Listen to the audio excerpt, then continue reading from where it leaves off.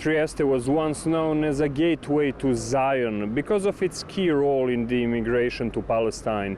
A very active Jewish community keeps alive the spots that witness this rich history. Trieste was declared a free port in 1719, and the Jews came to trade and live there. The Edict of Tolerance, issued by Joseph II, allowed the freedom of worship. In 1778, there were 600 Jews in Trieste, and by 1938, around 6,000. Mauro Moshe Tabor is the vice president of the Jewish community of Trieste. He also is in charge of organizing cultural events. Jews arrived from the end of the 18th century onwards, mainly from Eastern Europe and Central Europe. The period in which the Jewish community of Trieste increased in number is the 19th century. We never had a priestly sovereignty, I think, and that prevented from opening the ghetto until the beginning of the 18th century. And when they opened it, it lasted just 95 years. After becoming the ally of Nazi Germany, Benito Mussolini fell under the influence of Hitler's racist ideology. This is evidenced in the Manifesto della Razza, a severe racist manifest published in July 1938.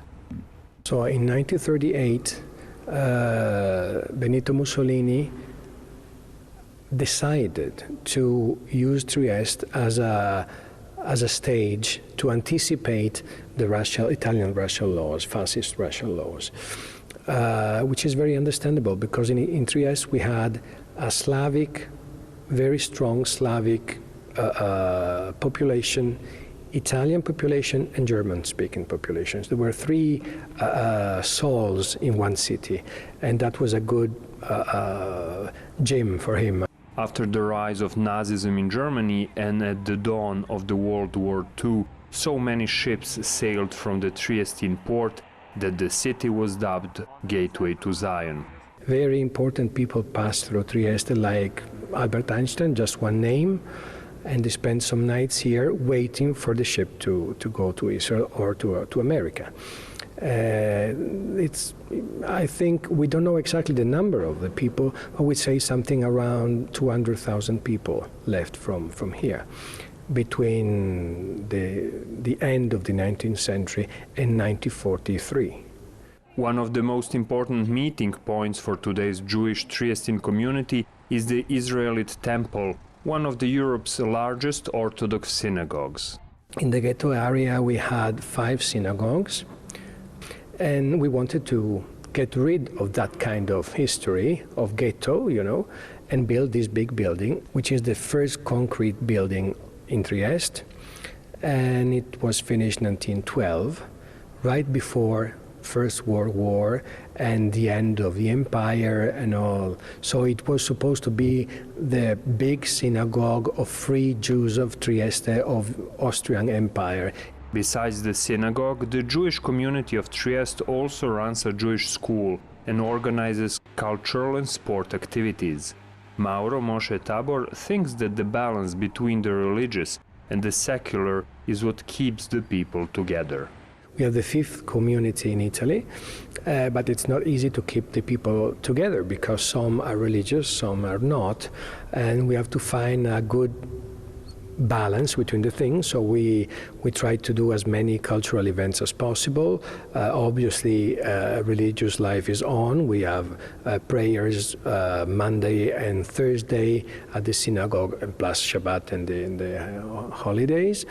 And we try to do also the summer camp I mentioned before. It's a good place where people who are not religious, not interested, but they want to play football or they want to play basket, they go there and they meet with other friends and they keep this relationship going.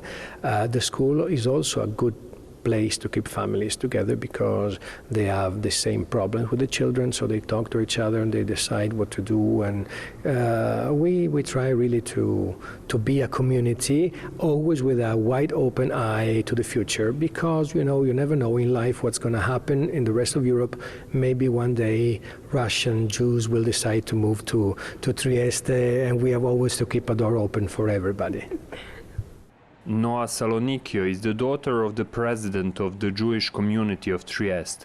She told us she loves participating in events organized by the community because that allows her to know better people she lives with. Vado a scuola, mi sento anche piuttosto speciale perché sono... When I go to school, I feel rather special because we are not many, but we are happy to be there. Other children ask me, "What is your religion?" I say, "Jewish." Then they ask me, "What does it mean? How does it look like? What dishes we eat for our festivities?" It's a nice feeling. Durante le festività ed è una bella sensazione. Past and present meet in this beautiful Italian city where Jewish cultural and intellectual contribution is still tangible. Miloš Krivokapić, JN1, Trieste.